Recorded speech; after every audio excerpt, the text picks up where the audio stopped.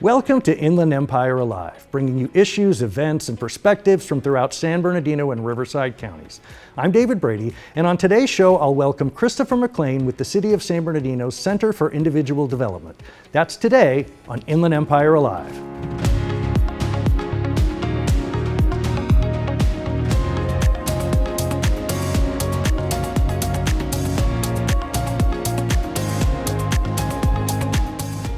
Well, I'm happy to welcome to the show a first-time guest. Please welcome Christopher McLean, a program supervisor with the city's Center for Individual Development, the CID.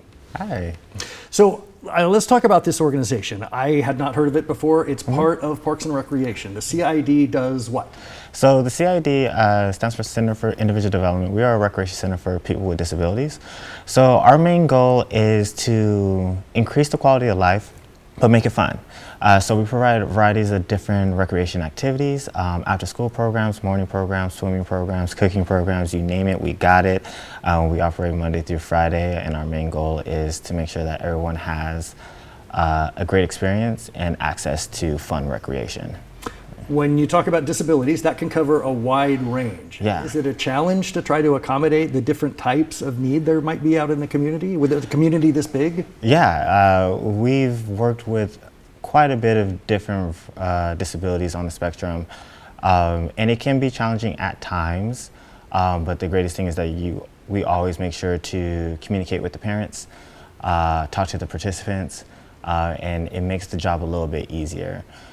We haven't really run into any crazy difficulties, just because communication is key, but sometimes it could be a little bit challenging. Yeah.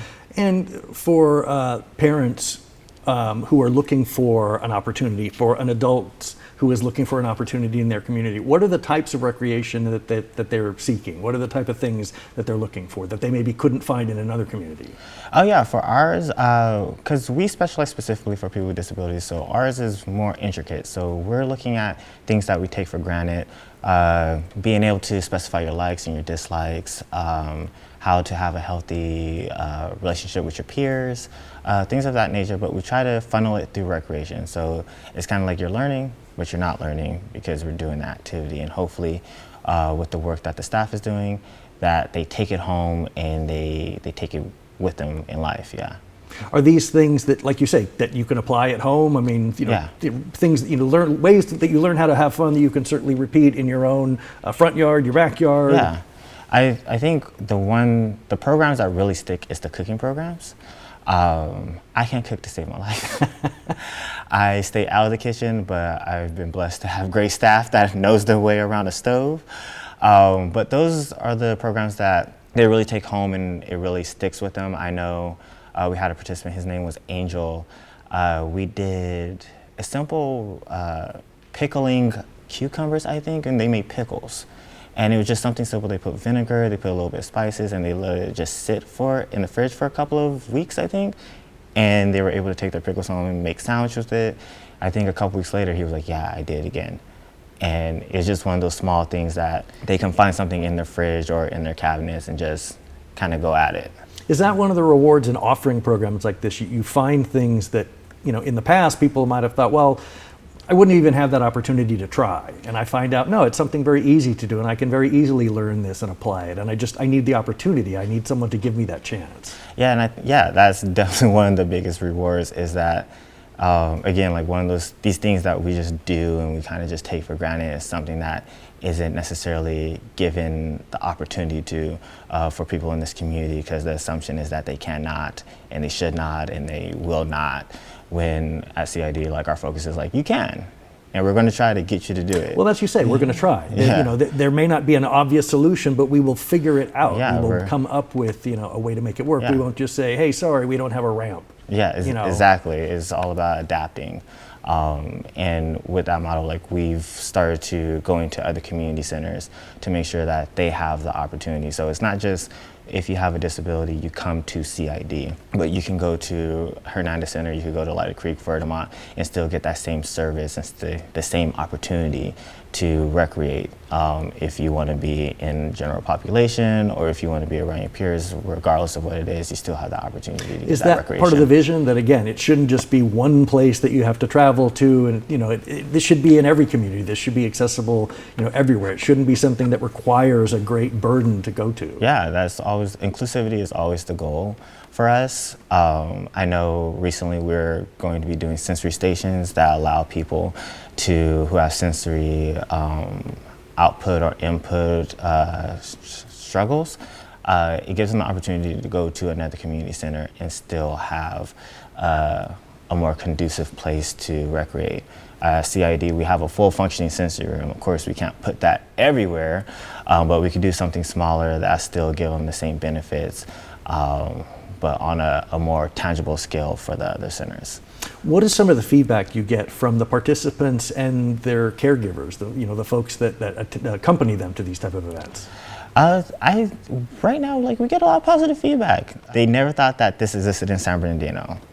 Is one of the big things we get. We always make the joke that we're like a hidden gem. You don't find us till you do. But the other thing is the community that happens, especially with the events and field trips that we do. That in itself, parents are able to kind of connect with families that have similar experiences. To me, the best part of after any event is hearing oh, I went over to so-and-so's house, or my parents, we met up at whatever other activity and we just hung out for a little bit. Because that's kind of the goal, that their socializing just isn't facilitated at our building. But it gives them the tools and the parents the tools and the comfort and the confidence to be able to do this elsewhere. And that to me is one of the best feedbacks to get back from the parents, is that we were able to go out and do this. Well, I think that's a great point, that in so many instances, yes, this is about giving folks an opportunity to have fun, but it's also about making those connections and building community. Yeah. I can imagine, families that deal with disability, it can be very isolating. It can be very lonely. Mm-hmm. And so having events that bring together other families dealing with similar challenges can be really rewarding in ways you probably didn't even imagine. A lot of times, especially in the community, is they have to put up a fight. So when they get to come to a space where it's there's no fight here, right. We're here, we're a team, we're a family, we're a unit, we're here to make sure that you're having a great experience. It's always just a good moment. I know we do a Disneyland trip every year. I had a parent that was very much not interested in sending their participant. I could be a little headstrong, so I'm just no, you should send him. She was well, I want to go with him. I was well, this is an important thing for him to experience by himself. You guys do everything as a family. He needs the independence. After months of convincing, she allowed him to go. I mean, she went to Disneyland. She was outside at downtown Disney, but she still allowed him to have that experience. She checked in routinely. And then after that, she was all he talked about was how much a great time he had with his friends, and that he was able to just do all these rides. And so after that, she just trusted CID in general, just okay, you guys have the best interest for my child. And then I think actually a couple months ago, she followed up. And she was yeah, ever since you guys took him to Disneyland, now I just feel confident to go and take him other places. We're going to go to a concert this upcoming month, and then we're going to go to SeaWorld, we're going to go do all these other things. I was this is what it's about. It's you have that. You know that it can be done, and now you're going to make the attempt to actually do it. And that's their beautiful. world just got so much bigger. Yes. They now see so much more possibility of things they could do, places they could go, things they could be. Yes. For you, what drew you to this type of work? I kind of stumbled here. I had ambitions of being a graphic designer. I thought I was going to work for a magazine. I volunteered at CID when I was 14. Just helping out, just doing things here and there. And then next thing you know, I just started taking the job seriously. It kind of is a good collection of everything I kind of wanted to do in life. I still get to be creative with programming and all that type of stuff, but I also get to be a part of a community. And I mean, there's nothing more you can want from a job than that type of connection. Well, for something that wasn't, a path that you, Yeah. planned to be on, what do you find the most rewarding in a typical day? I mean, certainly you get to see the immediate payoff in Yeah. terms of the reaction and, Yeah. the faces and, what they're saying. There must be, a lot of joy in seeing that. Yeah, without a doubt. It's every day is something different. I always have a fun story about what happened at work today, what type of chaos happened. But I think when it comes to like this not being where I thought I was going to end up, I think when I get to put on whatever event or program, after a while I get to look back and say like, okay, they actually enjoy that, or this was beneficial, or see whatever comes from it is probably what really keeps me going in the job. Yeah. Do you find when you talk about the work you do, are people ever surprised that an organization that works with folks with disabilities is not a sad, depressing place where you're fighting bureaucratic battles? Are they surprised about it? No, we're all about having fun. We don't, Yeah, it's always a shocker. Like I said earlier, like parents come in, they think they're gonna have to put up this fight to get the services for the participants. Like, no, this is not the vibe here. And then when people ask about the job, and I'm just like, yeah, no, we do programs, we do this and that, and they're like, well, you must have a really like good heart, and I'm just like, no, like it's like any other recreation center. This community just needs right. You don't a think little of bit more yourself as an attention. angel. Yeah, like they just need a little bit more attention. That's just what we're doing, is adapting and bringing a little bit more attentiveness to our programming. Do you have a vision for the future? Are there changes you want to make? Are there things you want to just continue doing and doing them bigger, better? The immediate focus right now is making sure that not only CID is a place of inclusivity, but our recreation centers are mirroring that as well. So that's where CID's focus right now, is kind of bringing that little bit of inclusivity to all the community centers, as well as, of course, widening our age range. Right now we work with mainly young adults.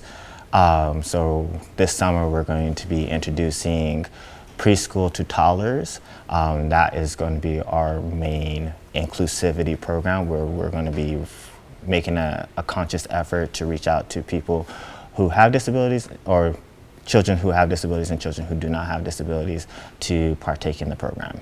Wonderful. Well, Christopher McLean with the Center for Individual Development, the CID, I want to thank you so much for being here. I want to thank all the folks at Parks and Recreation who do so much work to make this community a great place to live every day. The program, information about the program can be found online at sbcity.org/parks. Again, search for Center for Individual Development, CID. Thank you so much. Thank you.